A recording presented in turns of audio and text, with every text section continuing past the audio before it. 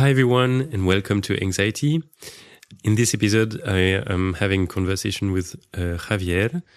So Javier is a DJ. His DJ name is Javier Anxiety and he created a label called Anxiety Therapy Berlin.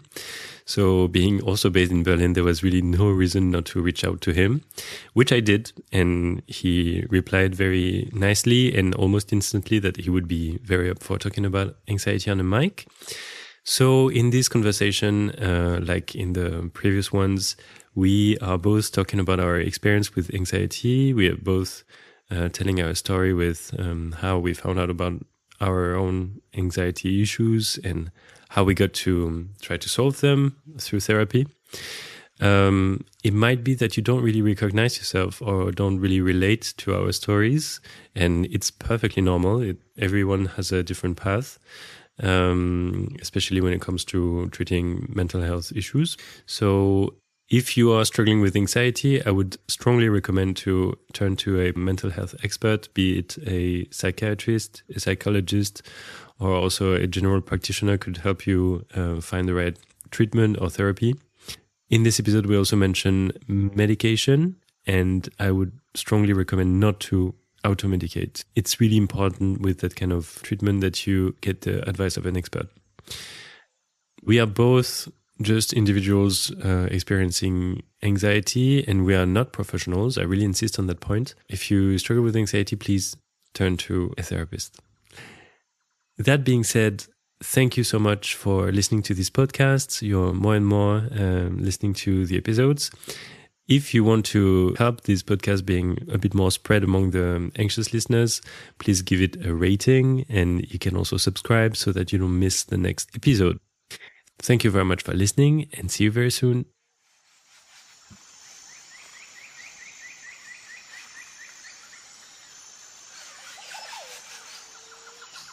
Welcome, Javier. Thank you so much for being here. We don't know each other so much. We just had a call to chat about anxiety and about what we could do together. Just before you introduce yourself, I'm just gonna explain like how we met. We met online. So I was launching the Instagram page for the podcast for anxiety, and I was looking for pages that could talk about anxiety, like preferably in Berlin, because I wanted to find some followers that would be maybe close to me. And then I found your page, Anxiety Therapy, and your profile, Javier Anxiety. And I thought, okay, first of all, what a cool nickname. And then I thought, okay, this guy has anxiety in his nickname and has a page called Anxiety Therapy. I want to know more about this. Yeah, bingo. And bingo, there we are. So would you like to introduce yourself, maybe, for the people who are listening? First of all, thank you for having me. I think it's the first or the second time that I speak loud about what's happening inside myself. And it's something that not everyone can do it or cannot find the words to do it. Even myself, I don't know if I have the right words to describe something that happened to everyone, actually. But yeah, it was funny because I had like 15 people in a row sending me a message like, hey, Javi, this is your project, the Anxiety Podcast, or hey, what the fuck is happening? Can I say what the fuck? Yeah, of course, you can say anything you want. Nice. I have no sponsor at all, unfortunately. Well, about the people who asked you, well, I have to confess, I'm sorry, but I followed a lot of people on your page. No, but thinking maybe they're into, understanding about anxiety. I figured out that it was something a bit different afterwards. They were more into your music than into anxiety. Yeah, no, but it's funny because, I'm having anxiety, or my name, my official name, you won't know it. But, I'm DJ and producer. I live in Berlin since, almost 6-7 years. I started my project, Anxiety Therapy, about 4 years ago. Actually, I had the anniversary 2 weeks ago. Yeah. And it was always oriented in music, but it was funny when I saw your page because I wanted to do since a long time this kind of topics of mixing the party with proper information about what is anxiety, what people say, can people talk about this, can we do a workshop? And yeah, when I saw your project, I said, okay, I really like to come and say whatever we have to say.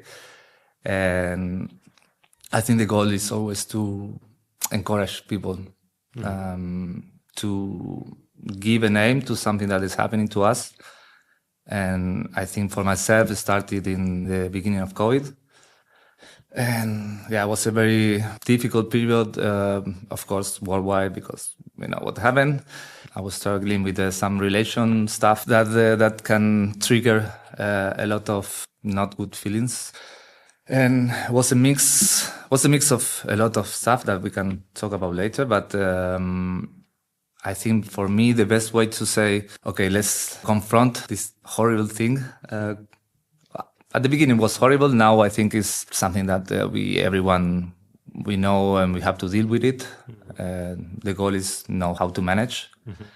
Yeah, when I started the party, I said, okay, I'm an anxious person every day of the year.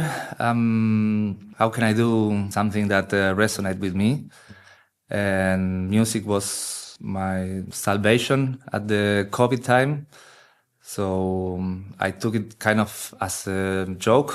I started playing in 2018, and I was starting my career, kind of getting there, you know. It takes a lot of time in Berlin to become an M. You have to play a lot of bars. You have to do the dirty job. And when I was started to see the light, COVID happened, and then a failed relationship happened to me. So I combined those two things with the uncertainty of the war, and yeah, I had a lot of time to think about myself, what was happening with the outside world, what was happening with everyone, with the future, especially with the future. And yeah, it all started as a joke, the name, Javier Anxiety. And it actually went very well for me because it was a way to not avoid this name. So I said, okay, I'm going to use it. I'm going to embrace it. Exactly. That's the word. And, okay. So this Javier Anxiety, this name, it came from friends or from you? Came from a friend, because I think my whole life I was an anxious person in terms of I want things quickly, and that triggered me usually anxiety. I think that's my kind of anxiety. This rush day to day, short decisions, or I cannot wait for something. I need to have it now, and that triggered me some bad feelings, and also some bad decisions from time to time. In the rush. Yes. Every time it's like, why I didn't wait 10 minutes or one day? Like, I know I want to buy it now. I want to have it now. I want everything to happen now. And that's something that with the time is difficult to manage, because you can get used to that kind of behavior. And if you don't work it out with a professional or talking with people, it's difficult to change it. Yeah. And this anxiety that you describe, so the anxiety of like wanting things to happen fast, would you be able to describe how it feels? I think it comes with my personality. In the last 6 years, or maybe, I don't know, 8, with technology and using Instagram, social media, it triggers me a lot, this feeling of the rush. I feel like I need to make a decision to be calm with myself. If I don't take that decision, I need to do something. But it's difficult to describe, because do you have any physical thing, like I don't know? It doesn't happen with my body. In this type of anxiety, I feel it's more like how I interact with the world, and I think it's difficult for me to change it, to be honest. And I think it's because of this constant rush hour we are living, and I feel I don't practice enough certain tools to modify this. For example, yoga, meditation, Breathing. Breathing is amazing. Yeah. I tried for the first time when I had my first panic attack. And that was also the beginning of the next anxiety, the next level. Because I think this one, the first, my personality anxiety, I kind of, sometimes I enjoy it to be like this because I can act spontaneously and it is something that I like it. But yeah, with panic attacks, you enter in another field of fear, which is more complicated to deal with. But yeah, the panic attacks were something interesting with the years to understand why we're there. I think they came a lot because of depression, of not knowing what's going to happen in the future. That was the beginning of COVID when I experienced my first panic attack. And yeah, of course, something that you don't know how to react. I think we don't have to explain what is a panic attack because, I mean, we won't give a definition, but if you want, you can describe how it felt. Yeah, for me, I was having a different heartbeat from time to time. That it was happening gradually, progressive in the months. The first one was a kind of what's happening, and I was not giving attention to that. And one day increased until the point that I was feeling that I was having a heart attack. And that was, I think, one of the worst feelings of my life. Like, it's because basically you feel you are dying. So I only could get out of that situation because I had not a painkiller, like a Xanax. Yeah. I took a Xanax and I could relax. But then, of course, at the next day, they happen again. And I think the key when you have panic attacks is try to understand with the professional therapy why this is triggering to you. In my case, I went to psychiatric. Okay. And I think it really helped because I was talking with the doctor and there was someone saying, relax, this is like a counter movement of your heart because of stress, because of depression, because you are probably not sleeping well. A lot of factors that help to give your first panic attack. Yeah. Congratulations. Yeah, it's like trying to put words on what you've been through and saying it's not what you think it is. It's not a heart attack. You're not going to collapse or anything. It's just anxiety. Exactly. Okay. But still nowadays, I still have it. This up and down tempo movements of the heart. But I kind of know it's the body telling you something, but you still get a bit scared. Especially when it happens every hour, maybe you have one or two. And then your mind starts to play with you, say, no, it's going to happen again, I'm going to die. I think, giving to the reasons for me for having a panic attack, I think with therapy, I understood some behaviors that was happening, like lack of sleep, excess of nightlife. Part of my profession is being DJ, which I am exposed to any kinds of stuff in the night.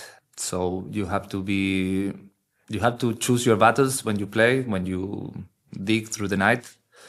And you have to be realistic that if you harm yourself in any way, you will have the consequence. Could be a panic attack, could be hyperventilation, could be anything. Yeah. Anything that would be triggered by an anxious state that is like being tired or being overworked is going to make you anxious in this anxious state that can then provoke or trigger either a panic attack or having the symptom of like having like this short breathing or I completely understand. Yeah. And how many times did you see your the psychiatrist? Did you see him for a long time or just for one session? No, it was almost 2 years. No, it was super nice. I love to have therapy. I never had therapy. Like with almost 35 years old, I never had therapy. And I recommend to everyone to visit a professional, even if you don't have anxiety or panic attacks. I really recommend it because then you can explore yourself. For sure. How did it work with psychiatrist? Was there a special track that you followed, or? This one in particular was focusing on my past. So we went through my family history, and then I discovered a lot of things about my father and history of abuses on substance and how that affect to my type of consume, which it doesn't have to be much or less, but then it triggers you kind of a guilty scenario, and then you start to go on spiral of negative thoughts and regret all the time of the things you are doing. But yeah, I was doing once a week, and yeah, we start with family, and then we went through why my body is doing some stuff, why it's rejecting, and until I understood kind of why I was struggling on some parts. But I really like to have a doctor that was explaining me very like particular names and stuff. I say, hey, Javi, don't worry about this. This is the blah, blah, blah. How do you call it? And I was medicated with the name of Xanax in Argentina. I don't know the name here in Europe.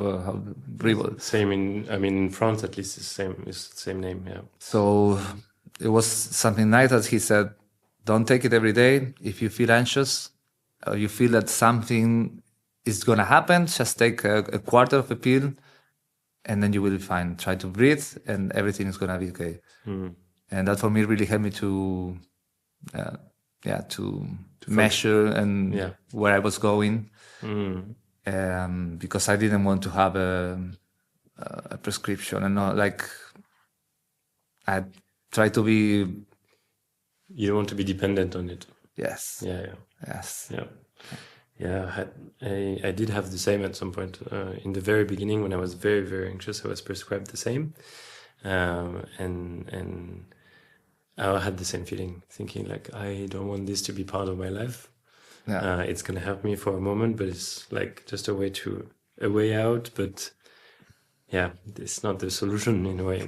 We both understand that. I think that what worked was the therapy and not the pill, right? Like the pill was there to help, but the therapy, but the pill is not the cure. Yeah, exactly. Yeah?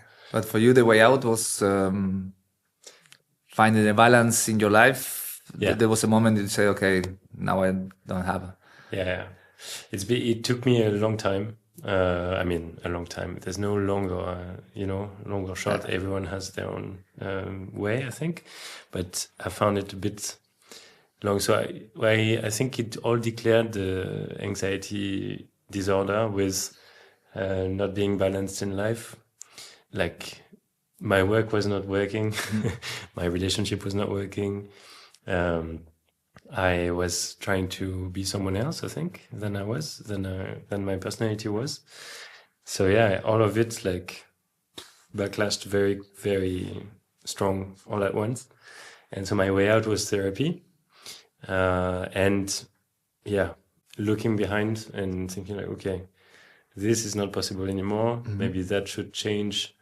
And yeah, it's just like self-work, working on oneself, but only when you have the right keys to understand, okay, what was going wrong. And this definitely, I found it thanks to therapy, with having like a moment of thinking, how did I grow up? How am I trying to go through life now?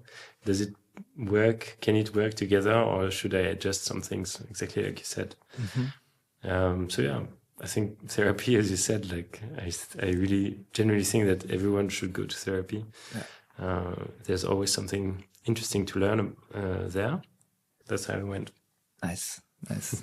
I think my ultimate escape through anxiety, or not escape, but how I managed to survive in this world is it was my label, Anxiety Therapy, and my party series.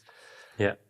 I think when I found the goal of, because I was a bit lost in life, not in terms of I was having a job, like I'm a normal guy, you know, working Monday to Friday, blah blah blah. But you know, when you feel kind of empty, or the time is the clock is ticking, and you didn't do nothing in your life, and you ended up working in a warehouse, like very sad. So I think when I start my party, I put like an objective in my life, a goal, and saying, okay, I will put all my energies here. Yeah. I was living and breathing anxiety therapy, but it was in a good way. Like, I still have anxiety. I still have normal issues that everyone has, but I look it with another perspective. Mm-hmm. Like, this helped me to get through things. Yeah. And yeah, with my label was basically what, apart from going to therapy for with the doctor, it was my daily motivation. Mm-hmm. And yeah. So for you, like, music was really your therapy. That's also, like, I mean, that sounds very clear when we hear the name of your label, right? And cliché. No, it's not cliché. I mean, it's, I think, I mean, cliché in Berlin, maybe, but clichés are good sometimes. And I love clichés. Yeah. And I think music makes you listen. I also play music, but not the same genre, but like I play, you know, instruments. I play the guitar, I sing, and I know if, like, every time I play, it's like I'm going a bit up, you know, and I'm like floating over my anxieties, and they don't matter anymore. I forget about them. And I think it's one of the best, I mean, to me, it's one of the best things that I know to get out of it. Mm-hmm. There are plenty of other things. So for you, it was like you labeled your label as your anxiety therapy. Did people already come to you saying, like, hey, why is your label called anxiety therapy? And were interested into having information about anxiety? Yes, a lot. Like, a lot of people ask me, hey, why anxiety therapy? As basically what we are talking now. Mm. But I usually do parties sometimes every month, sometimes every 2 or 3 months, depends the venues that I get. But it's funny because every time that say, hey, next week is the therapy, and people say, oh, nice, I really need to release some anxiety. Mm-hmm. And I think the goal, and when I feel super happy, is when people associate anxiety with dancing, and they really lose themselves, and they put a name on that, and they dance like crazy. And maybe the next day they see the name of the party, and then remember and trigger some nice thoughts instead of bad ones. Yeah, that's nice. That sounds really good. I think it's interesting to see that some people are curious about this, because every time I mean, maybe not every time, but most of the time when I talk about the podcast and I name anxiety, I see some looks raising, like, did you just talk about anxiety? Or some people are interested, because I think that this is it is a topic that is not discussed as much as I think I would like it to be.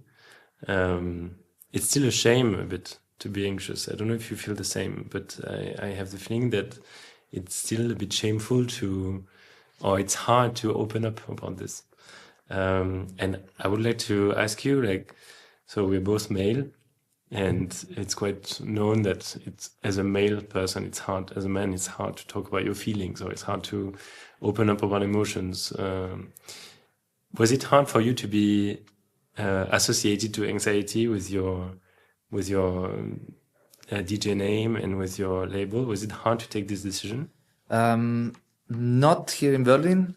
I would say I moved to Europe around nine years ago.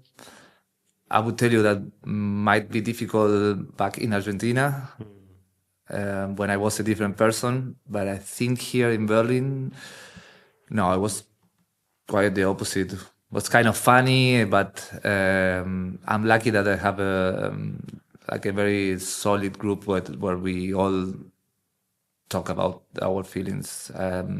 Friends, male or female, or them or whatever. We speak freely about everything, and I'm very grateful for that because, yeah, it's important, right? Yeah, it's great to have this. I have the same feeling about Berlin. I've been here for less than 5 years, and already I see how nice it is to have these groups of people who can talk freely about mental health, about gender, about like all these topics that could be tricky in other backgrounds or in other, like some countries. And it's very nice to have this. It's actually a really good city to talk about anxiety because the social anxiety is really a big thing. I don't know if you experience it, but I really do have the feeling that a lot of people in Berlin are interested by the topic and concerned by this topic. Mm-hmm. So, yeah, I'm glad that there are that kind of, initiatives like yours. Thank you. That's great. I think I have social anxiety, but I wouldn't know how to describe it.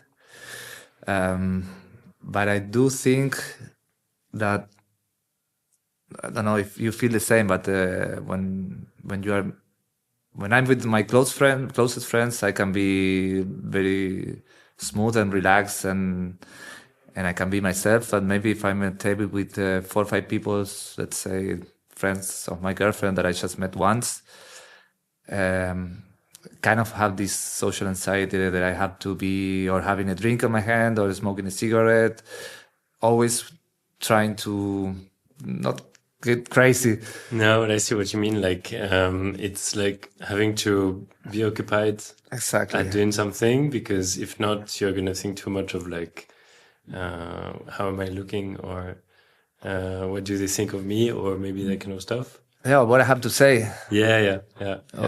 But yeah, it's complicated sometimes. And yeah, cigarette, for example, I don't smoke or drink during the week, but maybe I see a friend and I need to have a cigarette in the hand. And yeah, I also have that as well. I wouldn't smoke so much on myself, on my own, I mean. But if there are people around, and if we are at a gathering or if we are having drinks, I would probably smoke just to seem occupied. I don't know exactly how to say it. It feels a bit funny to say it that way, but yeah. I mean, this is something that is not like, of course, it's a side of anxiety, I think, like a social anxiety, but this is, I think, pretty widespread. Yeah, absolutely. A lot of people are not themselves when they are with people they don't know, and that's sometimes quite funny to see or to understand. I don't know, when you share stories with friends, like, I don't know why I said this. I don't know why I acted that way. I don't know why I made that joke in front of this crowd. But I think we don't use all the tools we have to correct this. For example, I don't know, meditation or breathing, taking just 5 minutes per day to be present on yourself. And I really know that helps me a lot, but I don't do it. And I think we are all so immersed on the fucking phones that we don't give the time ourselves to breathe. Just breathe. It's something very easy to do. Yeah. Do you feel that your phone is fueling your anxiety? Or? Absolutely. 100%. Yeah. Like the guy, 100%. Yes. And I know it, but nowadays I cannot change it. I mean, I put my phone on plane mode at 10 or whatever, but but still I escape myself on the phone rather than doing unhealthy stuff. Yeah, I share this 100%. It's very worrying, actually. And yeah, because it also has like, especially for anxious people, like if you look at your phone before going to bed, then your sleep is going to be terrible. And then if your sleep is terrible, you're more likely to be anxious. And there, like the spiral starts. And yeah, that's really something. Talk a lot about drugs, about alcohol, and rightfully so, because they also are terrible for anxiety. But yeah, phones. It's the first time we talk about phones on this podcast. That's interesting. Yeah. First Fuck time phones, but I bought an iPhone 16 now. Well, I mean, you also, it's always the thing, is like, if you're not on Instagram, who's going to come to your parties, right? Like, and who's going to listen to this podcast if I'm not on Instagram, you know? It's, we're kind of, it's not that we're trapped, but we're also trapping ourselves a bit. Yeah, I was about to mention that.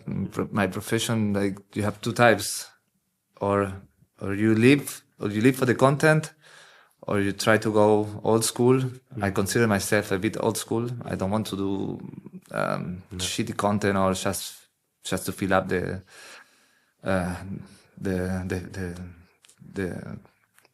social feed. You're not doing TikTok dances on your music? No, I don't have TikTok on my phone. I'm kidding. I don't have TikTok, and I'm trying to escape this negative behavior, and I try to educate somehow my audience that you only have to focus on the music, but yeah, then you have the other side that you start to compare yourself with other artists that are doing stuff that are better than you, and that also is a point of anxiety. But my goal is to have 10K followers, and then I think it's okay. Then I will get more gigs. But I think it's more, for me, it's a working tool. I don't follow many people. Yeah. I just follow some random stuff to have fun, but then I try to use it just for work, but at the end you ended up scrolling. I do believe that someone is trying to gain my attention. Actually, there's a question I didn't ask you just before, when you were talking about when your first panic attack happened. Were you able to open up about this to someone, to your friends or to your partner maybe, or? By that time I was in Argentina on holidays, and I was in front of my mother. So it was kind of difficult to make her understand what I was going through, because I was living abroad since a couple of years. So I think for the family it's very shocking to know that your son is dealing with something serious. And actually they didn't fully understand. Like, I had my panic attack, and the next day I had another one, and my mother said like, "Hey, come on." I was like, I can't do nothing. Like, it's happening. Yeah. But no, I think it was good to talk with friends. I could talk it openly, and yeah, especially since COVID, I think it's something that is happening more often, and something that we can talk and discuss with friends. 100%. Yeah, for sure. Especially, as we said, here in Berlin, but I mean also in so many other places. It's unfortunately becoming a very discussed topic. I wish it were not, because that means that more and more people are experiencing this. And although, like, to me, it feels a bit far away, these moments where where I was completely paralyzed by anxiety. Now I feel much better. I have a really nice, fulfilled life, and balanced and so. But I'm just thinking, I'm feeling for the people who start or who are entering this phase, because I know that it's hard to get out of it. But yeah, if you're listening to this and you're starting your journey, well, it can get much better afterwards. Yeah, I have friends when I was showing my signs of anxiety, my best friend was just saying like, Javi, breathe. Just take a long breath. Everything's going to be right. And also sounds cliche, but if you don't think that everything is going to be right, then you're not going to be right. So exactly. You have to try to control your mind at least 20% of all the craziness that is happening around. And once you try to understand your mind, at least you know where to go next or where to shoot. Yeah, for sure.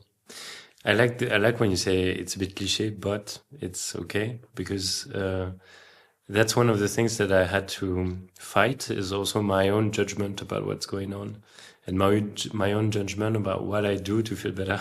Mm-hmm. And when you do the breathing exercise, you have to believe in it, because when you're not used to that, and when you haven't ever been to yoga or meditation or whatever, when someone tells you like, okay, sit down and you're going to do 5 seconds you breathe in, 5 seconds you breathe out. And it's like, why would I do that? It doesn't make any sense, you know? Yeah. When you start this, you're like, okay, a bit judgmental about like, well, how is it going to help me? I'm having a heart attack now. Or how is it going to help me? I'm feeling like I'm dying right now.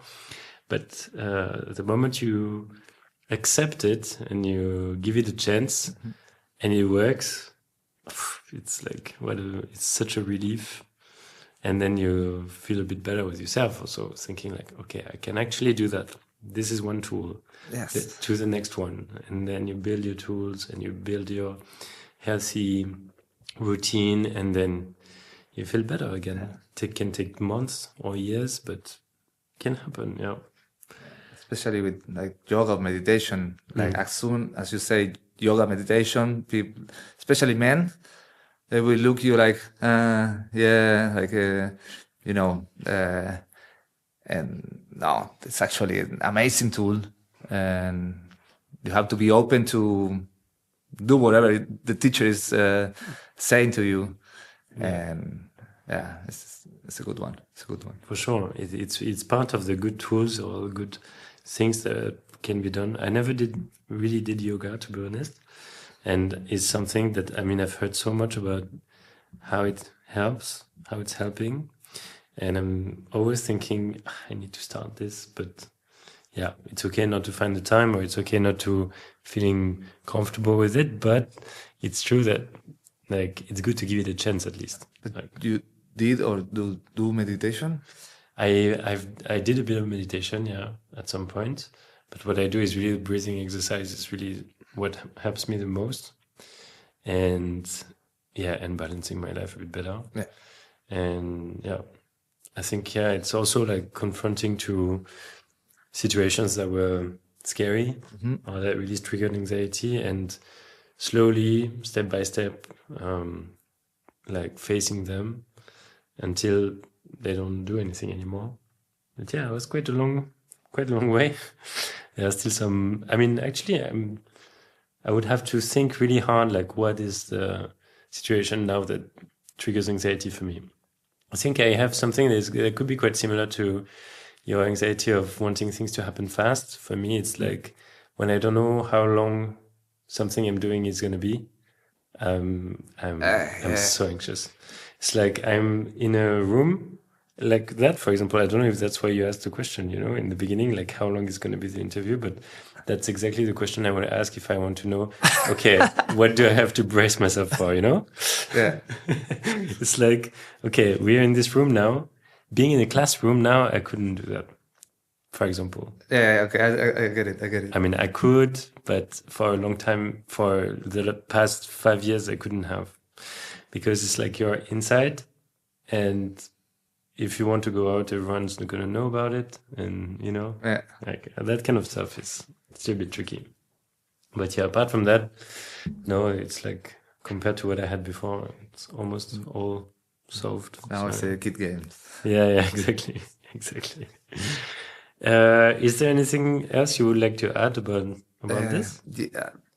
Yeah, but maybe we'll bring more time. But I think it's nice to say it if your audience like to hear another topic of anxiety, which is the worst that I have actually is existential anxiety. And that's not my personality, but it's more the fear of death, which almost everyone have it, of course. But in my case, it paralyzed me, not every day, but almost every day. So that's also a thing that brings me a lot of anxiety. So how would you explain? I mean, how would you describe it? What's existential anxiety? I'm feeling that I'm gonna die all the time. Like, as it's kind of hypochondriac, it's kind of related with that. But sometimes I also something that I work in therapy. But you can have like a tiny pain on your chest, a tiny pain on your leg, and maybe it's a pain that you never felt before, but it's just maybe a muscle or whatever, but your head thinks that you're gonna die. So it's usually a construction during the day that evolves until the night, saying, okay, this is gonna be the last night. And every day you're like kind of battling with this this feeling of uncertain. And I think that can trigger for a lot of people some bad anxiety. For sure. I see what you mean. I have a light version of this, which is whenever I have something, like something on my skin or something, a feeling that I have a pain, as you described. I'm not immediately thinking, okay, this is my last night, but I'm thinking that is maybe the first sign of something worse that could happen later. And then until it disappears, it makes me worried.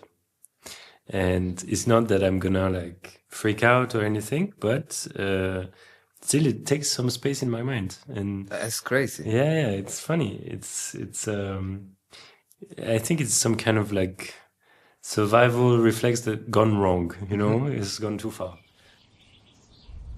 Hey, are you really so anxious to die, my friend? Well, all right then. Okay, well, we've talked about a few things already. So you said that you, thanks to therapy, you spotted things that are triggering anxiety with you. Like it can be fatigue, it can be nightlife. Would you say that you do something in your life to try to balance this and to avoid having too much anxiety? Do you have little tricks or little plannings that you do?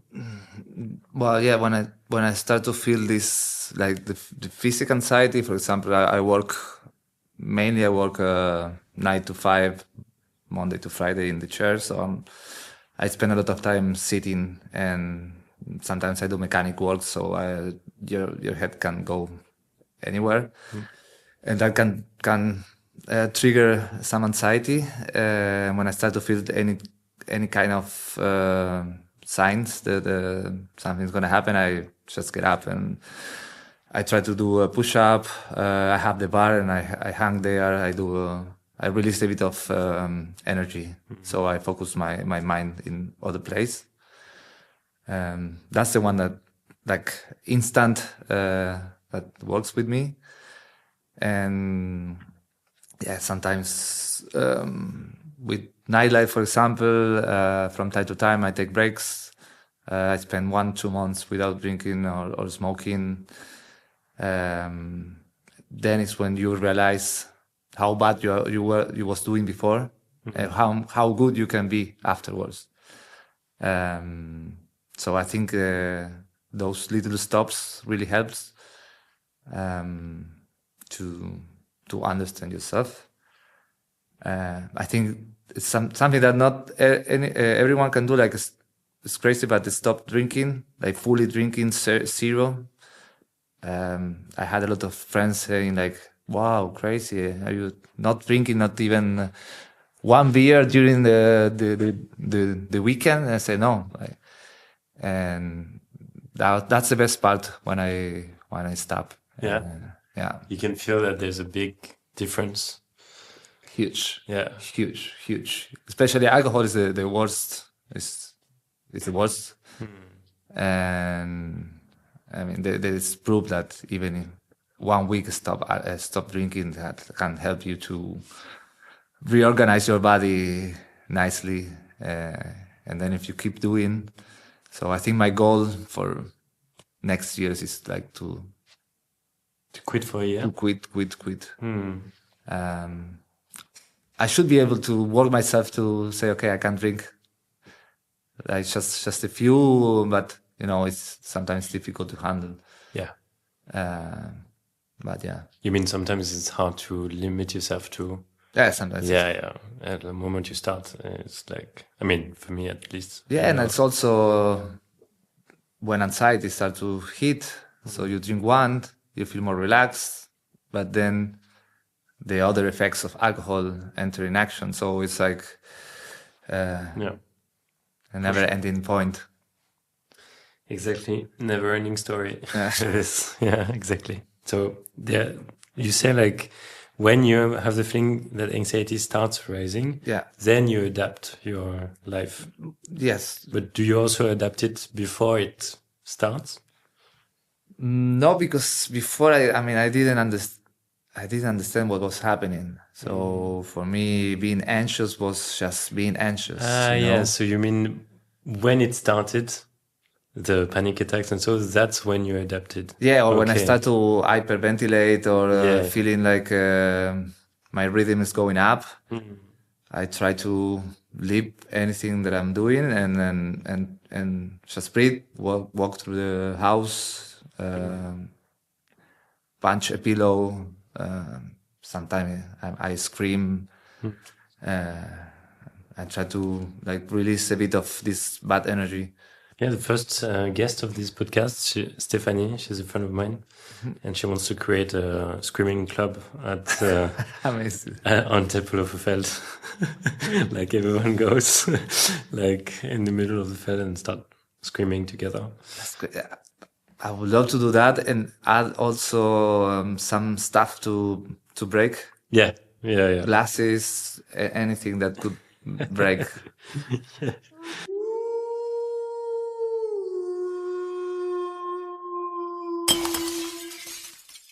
Well, thank you so much, Javier. It was so nice to chat with you. Pleasure. Really, thank you so much for coming. And I can't wait to publish this one. It was a really good one. Thank you. Thank you so much. This episode is now over. Thank you very much for listening to it. If you enjoyed listening to this episode, you can give it a rating. Give the podcast a rating on your streaming platform.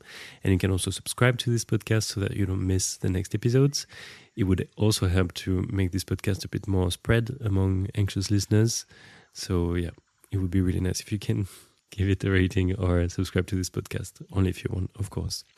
Thank you very much and see you in the next episode.